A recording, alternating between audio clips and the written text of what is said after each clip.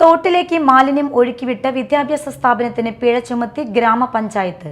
മാളയിലെ പ്രമുഖ വിദ്യാഭ്യാസ സ്ഥാപനമായ ഹോളിഗ്രേസിൽ നിന്നും തോട്ടിലേക്ക് മാലിന്യം ഒഴുക്കിയെന്ന പരാതിയിലാണ് മാള പഞ്ചായത്ത് സെക്രട്ടറി സ്ഥാപനത്തിന് 50,000 രൂപ പിഴ ചുമത്തിയിരിക്കുന്നത്. വർഷങ്ങളായി സ്ഥാപനത്തിൽ നിന്നും തോട്ടിലേക്ക് മാലിന്യം ഒഴുക്കിയിരുന്നതായി പ്രദേശവാസികൾ ആരോപിച്ചിരുന്നു. ഇതുമൂലം പ്രദേശവാസികൾക്ക് ത്വക്ക് രോഗങ്ങളും കിണറുകളിലെ വെള്ളം മലിനമാകുന്ന അവസ്ഥയും ദുർഗന്ധവും മൂലം നാട്ടുകാർ സഹികെട്ട അവസ്ഥയിലായിരുന്നു. പലതവണ പരാതി പറഞ്ഞിട്ടും നടപടിയുണ്ടാകാത്ത സാഹചര്യത്തിൽ പ്രദേശവാസികൾ മീഡിയ ടൈം ഉൾപ്പെടെയുള്ള മാധ്യമങ്ങളിൽ വിഷയം ഉന്നയിക്കുകയും വാർത്ത നൽകുകയും ചെയ്തിരുന്നു.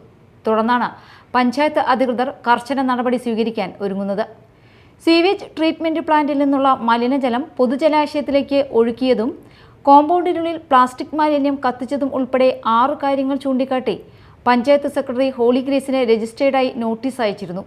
ഗുരുതരമായ പ്രവർത്തനങ്ങളാണ് ഹോളിഗ്രേസ് അധികൃതരുടെ ഭാഗത്തു നിന്നും ഉണ്ടായതെന്നും പോലീസിൽ പരാതി നൽകുന്നതുൾപ്പെടെയുള്ള ശക്തമായ നടപടികൾ സ്വീകരിക്കാനുമാണ് അധികൃതരുടെ തീരുമാനം. Media time, Mala.